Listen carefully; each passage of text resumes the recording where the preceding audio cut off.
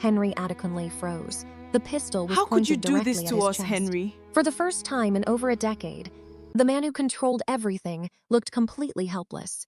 Zara, his voice shook, put the gun down. Tears streamed down Zarabello's face. Her hands trembled so badly that the barrel quivered in the air. No, please. You said I was nothing. Zara, listen to me. You said nobody would ever want me. The gun remained fixed on him. Down the hallway, 3 children slept peacefully. A 12-year-old, a 10-year-old, a 7-year-old, completely unaware that their parents' marriage was hanging by a thread. Henry slowly raised both hands. Think about the children. A bitter laugh escaped Zara's lips. The children? She took a step closer. Now you want to think about the children? His heart pounded. For years, he had controlled her life, her money, her confidence, her choices, her future, but tonight was different. Tonight she wasn't afraid, and that terrified him.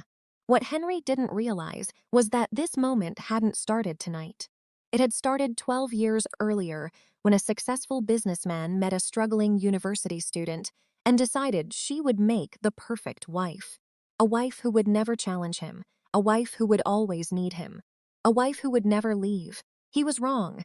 12 years earlier, at 21, Zara Bello's life was a constant battle against bills. Every semester brought a new crisis: school fees, rent, textbooks, transport. Something was always due. Something was always overdue. Many nights she lay awake, staring at the ceiling, wondering whether she would even finish university.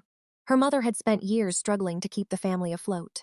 Money was never enough. Still, Zara refused to quit. She believed education would change everything. One afternoon, her department assigned her to assist with documents during a contract meeting between the university and a private energy company. She wasn't excited. It sounded boring. Just another day moving files from one office to another. The meeting had already started when she entered the conference room, carrying a stack of documents. The room was full of executives, lawyers, administrators, businessmen, and then there was Henry Adekunle. Even before anyone introduced him, Zara knew he was important. People listened when he spoke. People laughed when he joked. People seemed eager to impress him. He wasn't the loudest person in the room, but somehow he commanded attention. The meeting lasted nearly 4 hours. By the time it ended, most people rushed out. Zara remained behind organizing files. She was stacking documents when a voice interrupted her. "You handled all that paperwork by yourself?" She turned around, Henry. Immediately, she became nervous. "Yes," he smiled. "You looked more organized than some of the managers." Zara laughed. "I don't know if that's a compliment or an insult." Henry grinned. Fair point. The conversation lasted only a few minutes, yet somehow it felt effortless. Before leaving, Henry asked for her number. To her surprise, she gave it to him. That evening, he called. The next day, he called again, then again. Soon it became routine. Morning calls, evening calls, late-night conversations. For the first time in years, Zara felt seen. Not pitied, not ignored, seen. Henry asked questions nobody else seemed interested in asking. What do you want from life? What scares you? What makes you happy? What kind of future do you want? One evening, while sitting outside a restaurant after dinner, Henry asked a question. What do you think makes a successful marriage? Zara smiled. Love. Henry shook his head. Wrong. She laughed. There's no wrong answer. There is. So what's your answer? Security, yes. Not love. No. Zara frowned. That's sad. Henry leaned back. No. That's reality. What does that even mean? It means love comes and goes, and security doesn't? No. You don't believe people should marry for love? Henry smiled. I think poor people marry for love. The statement surprised her. What does that mean? It means when you've struggled long enough, you learn what's important. And what's important? Stability. At the time, Zara brushed the comment aside. Everybody had opinions, everybody had flaws. Besides, Henry treated her well, very well. Whenever school fees were due, he helped. When her laptop stopped working, he replaced it. When her mother's rent became a problem, he quietly paid it. Problems that once kept Zara awake suddenly disappeared. Her friends were impressed. Her mother adored him. Even Zara couldn't deny how much easier life had become. One evening, her mother looked at her and smiled. That man loves you. Zara smiled too. At the time, she believed it. A year later, Henry proposed. The answer came before he even finished asking. Yes. Their wedding became one of the biggest events both families had ever attended. Guests filled the hall. Music echoed through the venue. Everybody talked about the decorations, the food, the celebrities who attended. Then came the surprise. Henry handed Zara a small box. "What is this? Open it." Inside was a key. The guests looked confused. Henry smiled. "Come outside." The entire reception followed. When Zara stepped outside and saw the luxury SUV waiting for her, she burst into tears. The crowd erupted. Phones appeared instantly. People screamed. People cheered. Somebody shouted, "God, when?" Everyone laughed. Zara threw her arms around Henry. At that moment, she believed she had won. The poor girl from a struggling family had married a wealthy businessman. Her future was secure. Her worries were over, or so she thought. The first year of marriage felt wonderful. Mostly, Henry worked constantly. Zara understood. He was ambitious, focused, determined. She admired that, but little things began happening. Things she barely noticed at first. One evening, she mentioned getting a job. Henry looked up from his phone. "A job? Yes," Zara laughed. "What do you mean, why?" "We don't need the money. It's not about money." "Then what is it about?" She hesitated. Purpose, independence, experience, something that belonged to her. Before she could answer, Henry shook his head. "No." The answer surprised her. "No, no, Henry, I don't want my wife working." Zara laughed nervously, thinking he was joking. He wasn't. "I spent years building my business." "Okay, I make enough money, Henry, so why would my wife need a job?" The conversation ended there, but the feeling stayed. For the first time since meeting him, Zara felt something she couldn't quite explain. Not fear. Not yet. Just discomfort. A small voice inside her whispering that something wasn't right. She ignored it. Because she was happy. Because she loved him. Because everyone said she was lucky. And because she had no idea that the small conversation she had just brushed aside was the first brick in a prison that would take years to build. The first time Zara noticed the mansion's floor plan, she laughed. There must be a mistake. Henry looked up from his laptop. "What mistake?" She held up the architectural drawings. "This house. What about it?" Zara frowned. "It's huge. That's the point." She smiled. "No, look." She pointed at the floor plan. "There are only 4 bedrooms," Henry shrugged. So? Zara laughed. "The house is massive. It doesn't need more bedrooms. What if family visits?" Henry leaned back in his chair. Then he smiled. "Exactly." The smile disappeared from Zara's face. "What does that mean?" "It means family won't be visiting for months at a time." She thought he was joking. He wasn't. "I don't want people moving into my house. Nobody said anything about moving in. You know how these things start." "Henry, I'm serious." He tapped the drawing. "This house is for us." At the time, Zara didn't think much of it. She should have. 2 years later, the mansion stood completed. People couldn't stop talking about it. The building looked like something out of a movie. Luxury vehicles filled the compound. The finishing was flawless. The landscaping was beautiful. Whenever guests visited, they left impressed. Some left jealous. Zara posted photos online. Friends flooded the comments. "Living the dream. God, when? Couple goals." She would smile as she read them. Then lock her phone and return to reality. Because the truth was very different. By then, Zara was pregnant with their first child. The pregnancy had been difficult. Morning sickness, back pain, exhaustion, mood swings. Yet Henry barely seemed to notice. His business was growing rapidly. New contracts, new investments, new opportunities. The more money he made, the less available he became. One evening, Zara sat beside him on the couch. "Can we hire help?" Henry didn't look away from his phone. "What kind of help? A maid?" "No." The answer came instantly. Zara blinked. "No, no, why? What exactly are you doing all day?" The question stunned her. "What? You heard me. I'm pregnant." "So?" Stared at him. Henry sighed. "The average woman takes care of her home. The average woman isn't alone all day." Henry finally looked up. "What is that supposed to mean?" "It means I need help." "No." The conversation ended. Just like that. Months later, she asked again.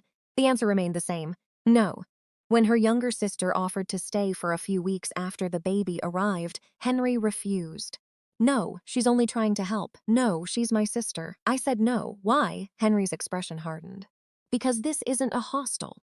Zara fell silent. Her sister never came. Their first son arrived a few weeks later. For a brief period, everything seemed different. Henry appeared softer, kinder, more involved. Watching him hold their newborn made Zara hopeful. Maybe becoming a father would change him. Maybe things would improve. Maybe she had worried for nothing. Then one evening, during an argument, Henry said something she would never forget. It happened over something small. She couldn't even remember what, but she remembered the words perfectly. "You've forgotten where I found you." The room went silent. Zara stared at him. "What?" Henry folded his arms. "You heard me, no." She shook her head. "Say that again." "I said you've forgotten where I found you." The words hit like a slap. "What does that mean?" Henry laughed. "A few years ago, you couldn't even pay your fees." Zara felt her chest tighten. "Henry, I'm telling the truth. You paid my fees because you wanted to. And look where you are now." The silence that followed was painful. For the first time, Zara realized something. Henry didn't see his support as love. He saw it as an investment. Something he could collect on later. Something he believed entitled him to ownership.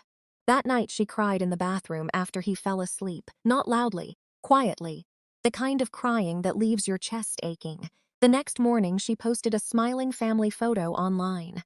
The comments poured in immediately. "Beautiful family. Living the dream.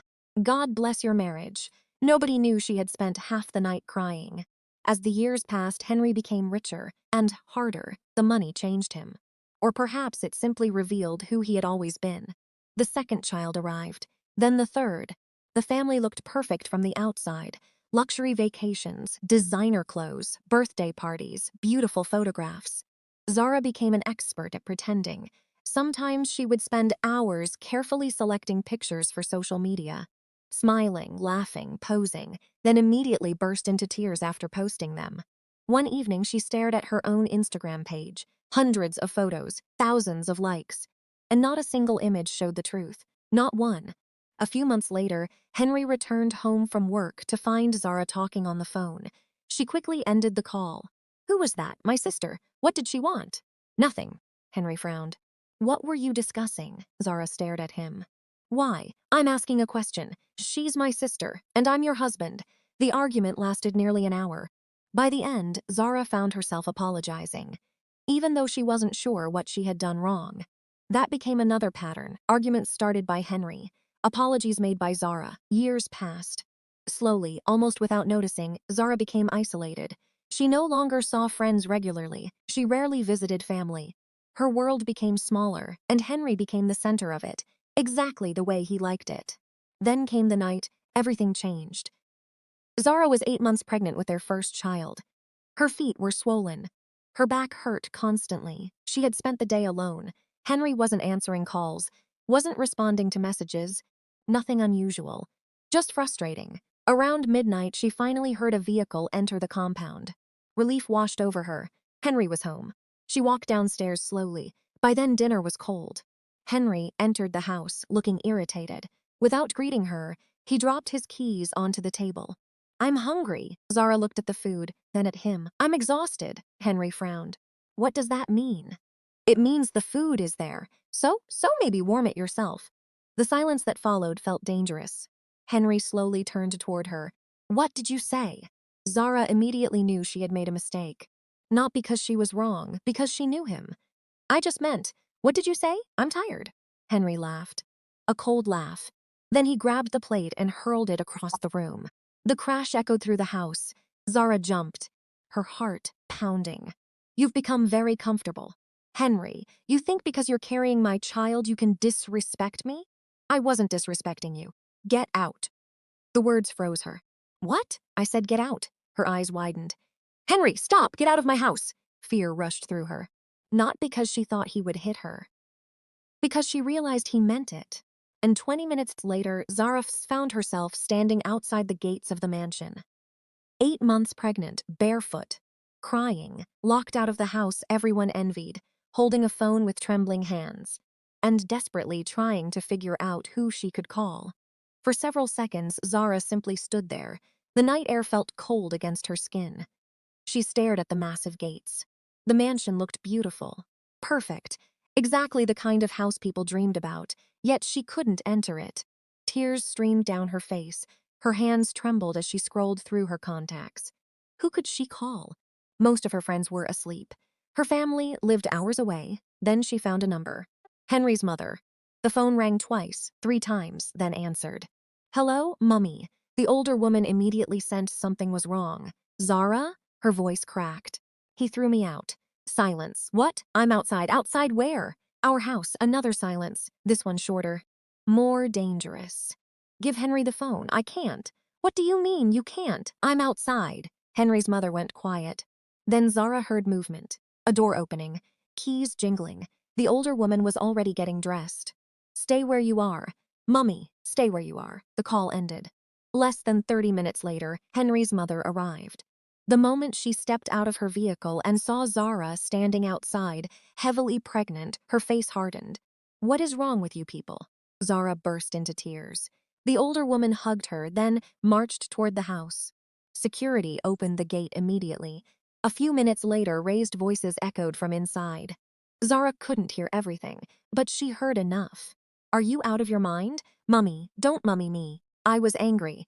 So you throw someone's daughter outside at 1 o'clock in the morning? Silence.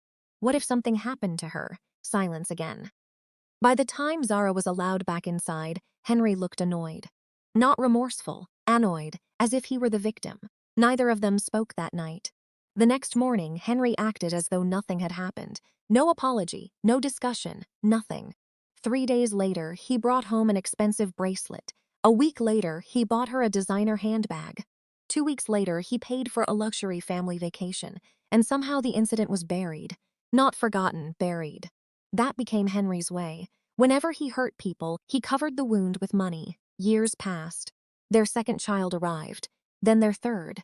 The family continued growing. The business continued growing. The mansion became even more impressive. Luxury vehicles came and went. Staff members increased. The children attended elite schools. From the outside, the Adekunles looked untouchable. Inside the marriage, things were different. The insults became more frequent, more casual, almost routine. One evening, Zara suggested investing in a small business. Henry laughed. You? The word stung. What does that mean? You don't know anything about business. I can learn. Henry shook his head. You should focus on the children. I'm more than a mother. His expression changed immediately. Dangerous territory.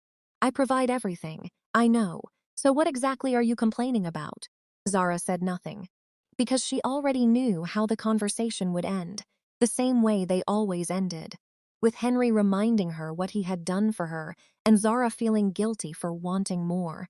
A few months later, Zara attended a fashion exhibition. It wasn't planned. A friend had invited her. At first, she almost declined. Then something told her to go. That decision changed everything. For the first time in years, she felt excited, inspired, alive. She spent hours speaking with female entrepreneurs, listening to their stories, learning, dreaming. When she returned home, she couldn't stop talking. I want to start something. Henry barely looked up. A business? Yes, no, Zara froze. Then surprised herself. No, she took a deep breath. I'm doing it. Henry slowly looked up. The room became silent. For a moment, neither spoke. Then Henry laughed. You'll get bored in 3 months. I won't. We'll see. It wasn't approval. But it wasn't a direct prohibition either. For the first time in years, Zara pushed forward anyway. The boutique started small, very small, a few items, a few customers, a simple online page, nothing spectacular. Yet she loved it. Every sale excited her, every customer review mattered, every success felt personal. For the first time in years, she had something that belonged to her, something Henry couldn't take credit for, something she had built herself. And Henry noticed the confidence, the independence, the spark returning to her eyes. At first he mocked it, then he ignored it, then something changed. He became distant, more distant than usual. Phone calls increased, late nights increased, business trips increased. Sometimes he would smile at messages and quickly lock his screen. Sometimes he would leave the room to answer calls. Sometimes he seemed happier talking to someone else than talking to his wife. Zara noticed, but she said nothing. She didn't want to become the jealous wife, the suspicious wife, the paranoid wife. Then one evening she attended an event with Henry. The room was full of business executives, politicians, entrepreneurs, socialites, the usual crowd.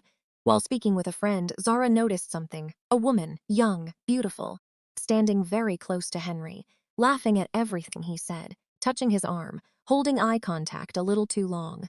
At first, Zara dismissed it. Then she saw Henry smile. Not his public smile, not his business smile, a different smile. The kind she hadn't seen directed at her in years. Something twisted inside her stomach. On the drive home, she finally asked, "Who is she?" Henry kept his eyes on the road. "Who?" "The woman at the event." "What woman? The one you've suddenly forgotten?" Henry smirked.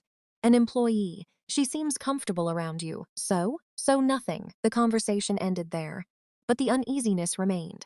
Weeks passed, then months. The woman's name kept appearing. Amina. Amina said this. Amina handled that. Amina solved this problem. Amina accompanied him to that meeting. At first, Zara told herself she was imagining things.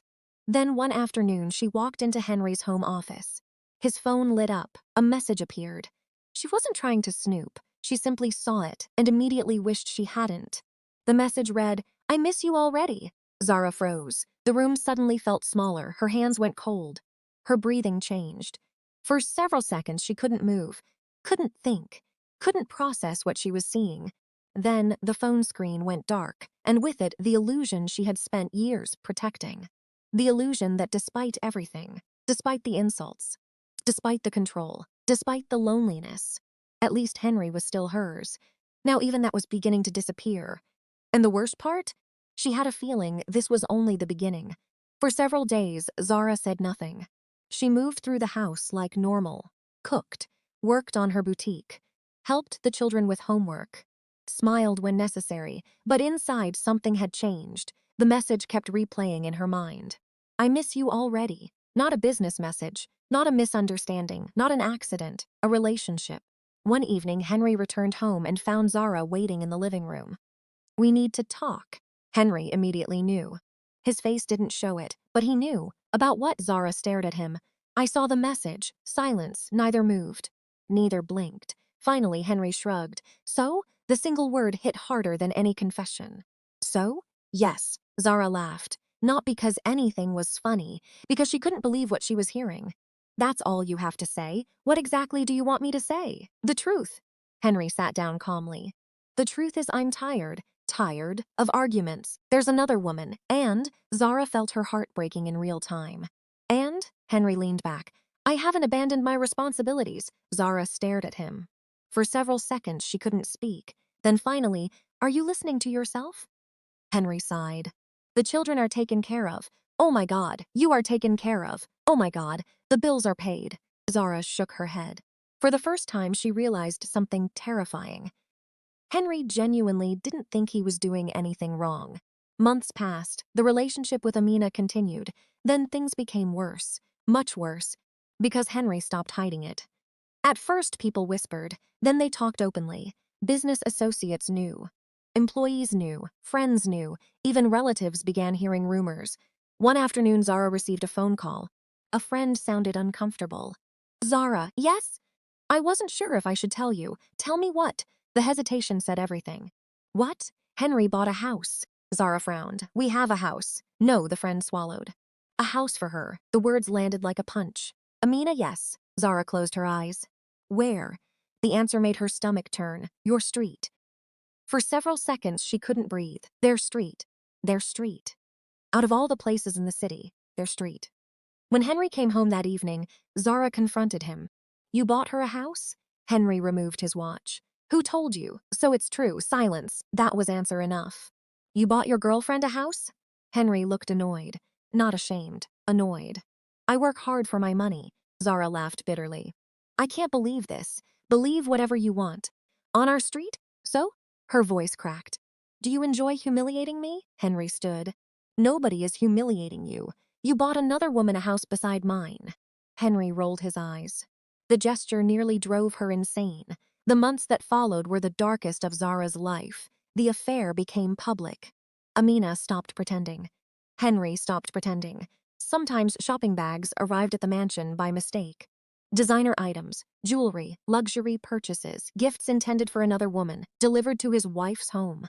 Each incident felt like another cut, small, painful, humiliating. The children began noticing tension. Arguments increased. Silences became longer. Even the mansion felt different, colder, heavier. One evening, Zara sat alone in her room, scrolling through to social media. Photo after photo showed smiling couples.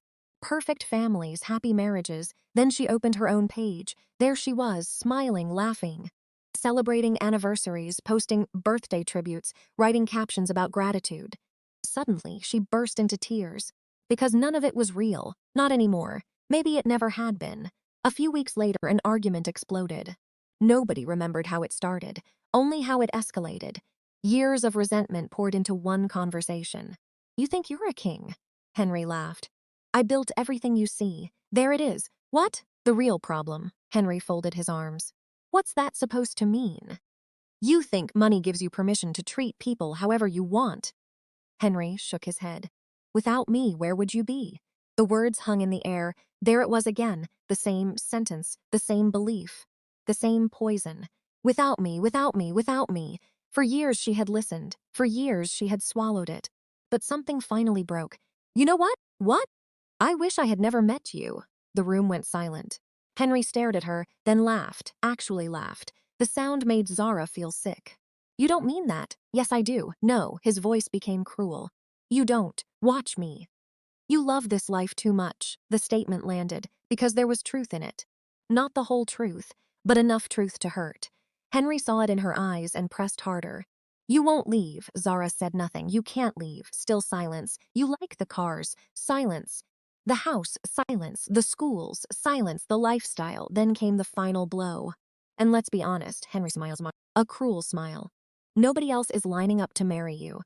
The room went completely still. Something changed inside Zara. Years of humiliation, years of disrespect, years of loneliness, years of pretending, years of pain. Something finally snapped. Henry turned and walked toward his office. The argument seemed over, but it wasn't.